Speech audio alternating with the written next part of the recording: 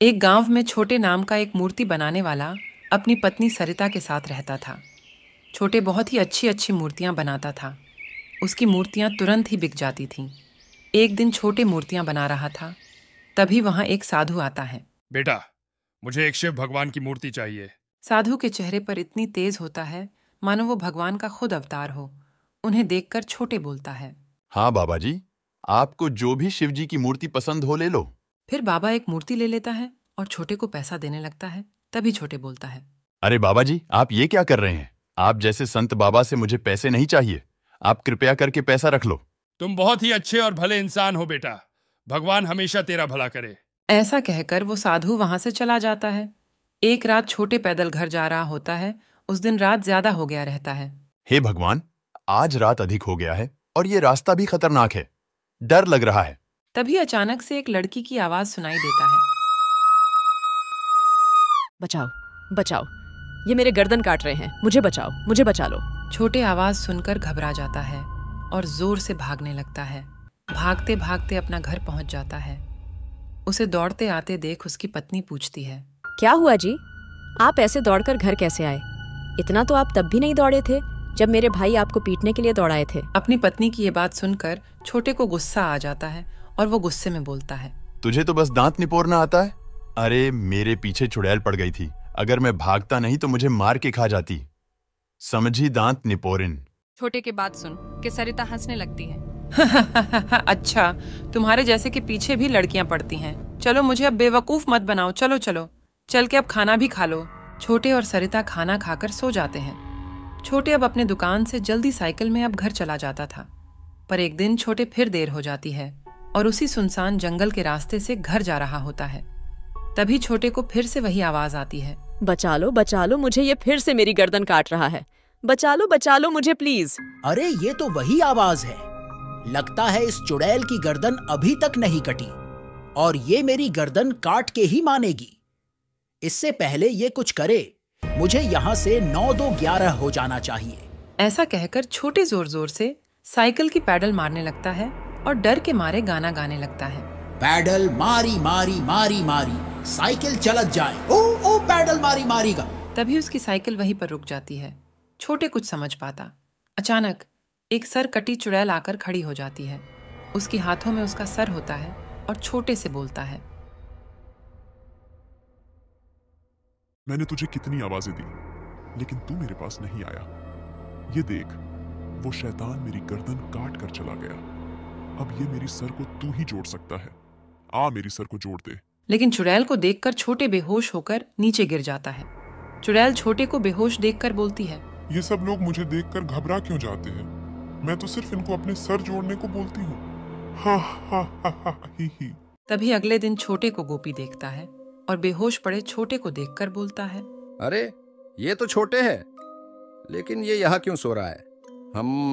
लगता है इसको सरिता भाभी ने घर से भगा दिया है। गोपी की बात सुनकर उसके साथ खड़ा लखा बोलता है, अरे गोपी भैया, छोटे सोया नहीं बेहोश है, समझे? सो नहीं रहा। तुम इसके पास रुको, हम इसके पत्नी और गांव वालों को बुला के लेकर आते हैं। वाह, सरिता भाभी सुंदर है तो अकेले ही जाओगे? मैं भी तुम्हारे साथ चलूंगा। मैं भी बताऊंगा उन्हें छोटे के बारे में। हाँ। फिर गोपी और लखा दोनों छोटे को वहीं छोड़कर सरिता के पास पहुंच जाते हैं और जोर जोर से चिल्लाने लगते हैं, अरे सरिता भाभी, ओ सरिता भाभी, आप यहाँ बैठी हो, वहाँ छोटे बेहोश पड़ा है।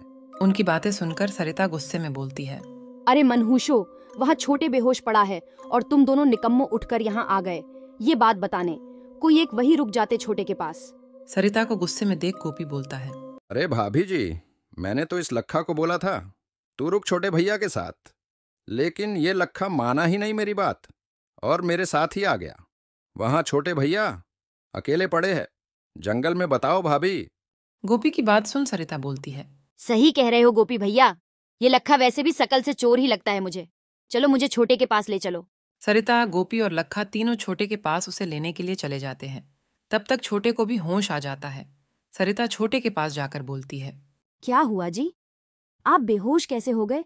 रोटी तो सही से खाई थी ना आपने? एक रात में ही चूसे हुए आम जैसे लग रही है आपकी हालत। अच्छा हुआ कि आप बच गए, नहीं तो मैं कभी भी रंगीन कपड़े नहीं पहन पाती। सरिता की बात सुनकर छोटे बोलता है, हाँ, तू तो चाहती है कि मैं मर जाऊं और तू खूब मजे करे, लेकिन मैं इतनी जल्दी नहीं मरूंगा, समझी? अरे अरे भैया, आप दोनों लड़ क्यों रहे हो? अरे लड़ो मत और बताओ, आप बेहोश कैसे हो गए थे? फिर छोटे अपने साथ हुए घटना को बताता है, जिसे सुनकर लखा हंसने लगता है और बोलता है, भैया आप भी ना मजाक बहुत अच्छा कर लेते हो। कमजोरी की वजह से बेहोश हो गए और हमें बता रहे हो चुड़ैल देख ली। छोटे उन तीनों को यकीन दिलाने की बहुत कोशिश करता है, लेकिन वो छोटे की इन बातों पर जरा सा भी विश्वास नहीं करते। फिर छोटे बीमार हो जाता है और कई दिनों से घर से नहीं निकलता। एक दिन सरिता छोटे के पास आती है और बोलती है, ये जी सुनते हो, गांव वाले आज बातें कर रहे थे कि गांव में कोई सरकटी चुड़ैल घूम रही है और लोगों को मार भी रही है। सरिता की बात सुन छोटे हंसने लगता है और बोलता है, हा हा हा हा हा। देखा, मैं जब कह रहा था तब किसी को मेरी बात पर यकीन नहीं आ रहा था।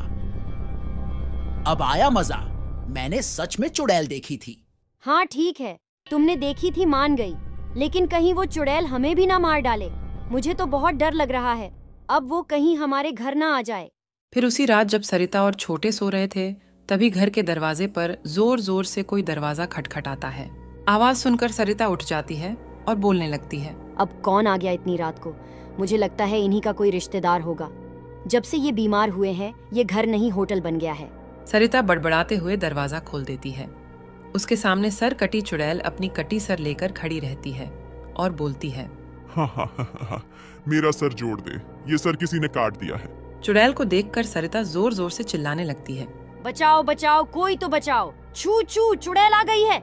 लेकिन चुड़ैल सरिता को अपने कंधे पर लाद लेती है और वहां से जाने लगती है।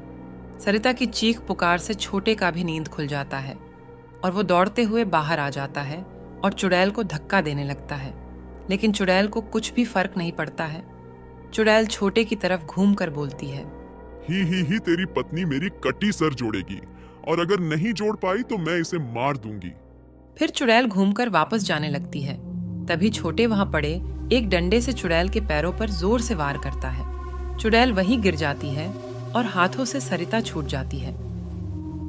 तेरी इतनी हिम्मत कि तू मुझे मरेगा, मैं तेरी जान ले लूंगी, समझा?